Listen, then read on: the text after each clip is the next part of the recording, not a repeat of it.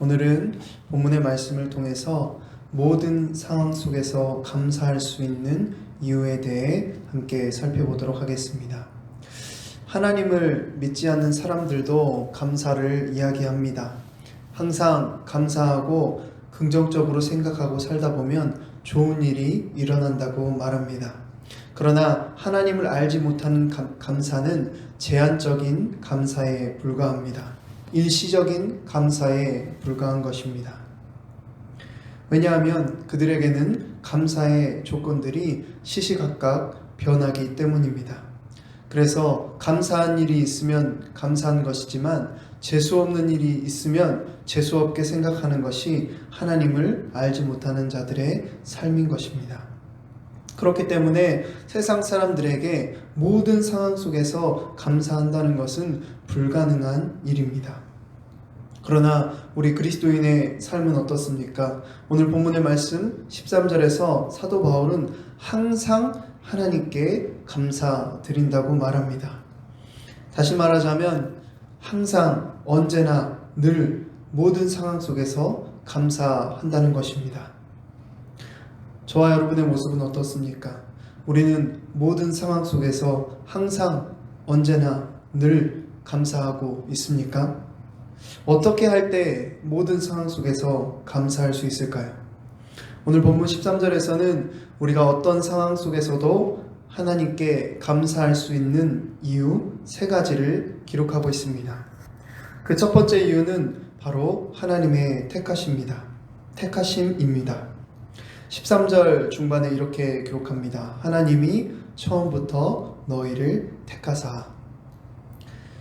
우리가 모든 상황 속에서 감사할 수 있는 첫 번째 이유는 바로 하나님께서 처음부터 우리를 택하셨기 때문입니다. 여기서 우리는 처음부터라는 이 표현에 주목해야 합니다. 하나님께서 우리를 택하긴 택하셨는데 택할까 말까 고민하다가 택하신 것이 아니라는 것입니다. 또 우리가 하나님께 선택받을 만한 어떤 자격을 통과해서 선택을 받은 것이 아니라고 말하는 것입니다. 하나님께서 처음부터 택하셨다는 것은 우리의 어떠함과 상관없이 하나님의 전적인 주권으로 우리를 선택하셨다는 것입니다. 그래서 에베소서 1장 4절에도 이렇게 기록하고 있습니다. 창세 전에 그리스도 안에서 우리를 택하사. 아멘. 그리고 또 로마서 11장 29절에는 이렇게 기록합니다. 하나님의 은사와 부르심에는 후회하심이 없느니라. 아멘. 이것이 바로 우리가 모든 상황 속에서 감사할 수 있는 이유입니다. 하나님께서 우리를 하나님의 자녀로, 하나님의 소유로 택하신 그 부르심의 이유와 조건이 우리에게 있지 않습니다. 전적으로 하나님께 있습니다. 그런데 그러한 하나님의 부르심은 또한 후회가 없으시고 영원히 변하지 않는다는 사실이 우리에게 변함없는 감사의 이유와 조건이 되는 것입니다. 저와 여러분이 하나님의 자녀로, 하나님의 소유로 택하심을 받았다는 것은 우리의 인생을 전적으로 하나님께서 책임지신다는 것입니다. 우리의 인생을 하나님께서 책임지시고 복된 인생으로 만들어 가신다는 것입니다. 우리의 실수와 우리의 실패마저도 합력하여 선으로 바꾸신다는 것이 바로 하나님의 택하심 가운데 있는 놀라운 은혜인 것입니다. 그러므로 우리가 세상에 살아가면서 계획하는 일이 잘 되고 잘 풀릴 때뿐만이 아니라 우리의 계획이 실패하고 우리가 하는 일들이 잘 되지 않을 때에도 우리는 감사할 수 있습니다. 우리를 창세 전에 택하신 하나님께서 우리의 삶을 신실하게 책임지실 것이기 때문입니다. 이와 같은 하나님의 택하심을 기억하며 모든 상황 속에서 하나님께 감사하는 저와 여러분 되기를 바랍니다. 두 번째로 우리가 모든 상황 속에서 하나님께 감사할 수 있는 이유는 하나님께서 성령으로 우리를 거룩하게 하시기 때문입니다. 오늘 본문 13절 중반에 또 이렇게 기록하고 있습니다. 우리가 항상 너희에 관하여 마땅히 하나님께 감사할 것은 하나님이 처음부터 너희를 택하사 성령에 거룩하게 하심과. 아멘. 하나님께서는 우리를 택하실 뿐만이 아니라 성령으로 거룩하게 하십니다. 성령으로 거룩하게 하신다는 것은 무엇입니까? 성령님께서 우리와 함께 하실 뿐만이 아니라 또한 성령님의 인도하심을 따라 예수 그리스도를 닮은 거룩한 인생으로 만들어 가신다는 것입니다. 그렇다면 성령님께서 어떻게 우리를 예수 그리스도를 닮은 인생으로 만들어 가시는 것입니까? 로마서 5장 5절에는 이렇게 기록하고 있습니다. 소망이 우리를 부끄럽게 하지 아니함은 우리에게 주신 성령으로 말미암아 하나님의 사랑이 우리 마음에 부은 바 됨이니. 아멘. 성령 하나님께서는 우리에게 오셔서 하나님의 사랑, 십자가의 사랑을 우리 마음에 부어주심으로 우리를 거룩하게 하십니다. 여기에서 부은 바 됨이니 라는 표현의 원어를 살펴보면 쏟아져 나온다, 터져 나온다 라는 뜻을 가지고 있습니다. 그러니까 하나님의 사랑이 수도꼭지를 잘못 잠궈서 물이 찔끔찔끔 나오듯이 나오는 것이 아니라 폭포수에서 물이 끝없이 쏟아지듯이 우리 마음에 부어지도록 성령 하나님께서 우리 가운데 오셔서 그렇게 하나님의 사랑을 경험케 하시고 알게 하신다는 것입니다. 하나님의 사랑, 십자가의 사랑이 우리 마음에 폭포수와 같이 성령님의 역사하심 가운데 부어지게 되면 어떻게 됩니까? 하나님께서 우리를 사랑하신 것처럼 우리도 하나님을 사랑하게 됩니다. 하나님을 위해 살아가는 삶이 기쁘고 즐겁습니다. 성자 예수님께서 성부 하나님의 말씀에 따라 순종하며 거룩하게 살아가신 것처럼 우리도 그 예수님의 모습을 따라 거룩한 삶을 살아가게 되는 것입니다.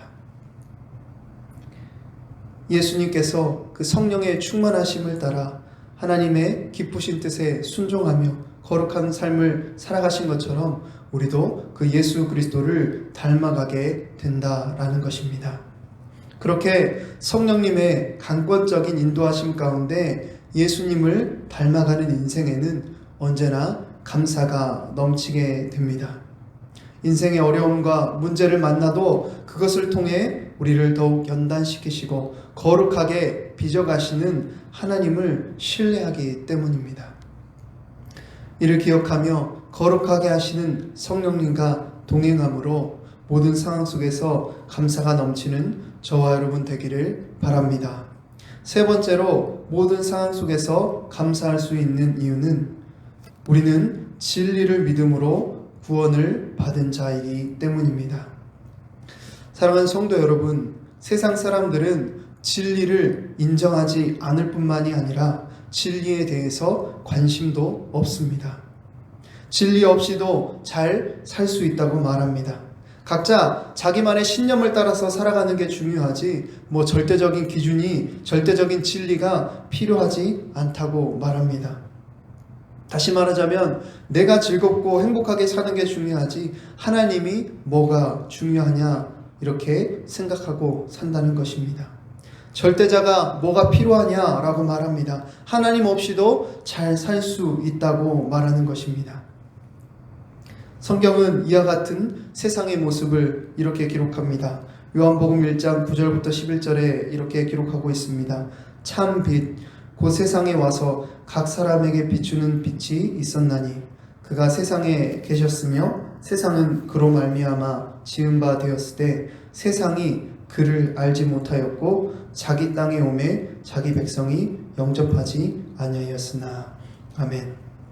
그런데 또 로마서 1장 20절에는 이렇게 기록합니다. 창세로부터 그의 보이지 아니하는 것들 곧 그의 영원하신 능력과 신성이 그가 만드신 만물에 분명히 보여 알려졌나니 그러므로 그들이 핑계하지 못할지니라. 아멘. 온 우주 만물을 통해 절대 주권자 되시는 하나님의 살아계심을 밝히 드러내 보이실 뿐만이 아니라 그 아들을 육신의 몸을 입히셔서 이 땅에 보내셨음에도 불구하고 세상은 하나님을 알지 못했습니다. 하나님을 인정하지 않았습니다. 하나님을 영접하지 않았습니다. 그런데 사실 우리도 예수님을 알기 전에 그러한 삶을 살았습니다. 하나님께서는 처음부터 우리를 택하시고 처음부터 우리를 사랑하셨지만 우리는 어땠습니까? 우리는 처음부터 하나님을 싫어했고 처음부터 하나님을 멀리하는 그런 인생을 살았습니다. 그런데 그러한 우리가 어떻게 주님을 알고 믿게 되었습니까? 에베소서 2장 8절에는 이렇게 기록합니다. 너희는 그 은혜에 의하여 믿음으로 말미암아 구원을 받았으니 이것은 너희에게서 난 것이 아니요 하나님의 선물이라. 아멘. 바로 하나님의 전적인 은혜로 주님을 알고 주님을 믿게 된 것입니다.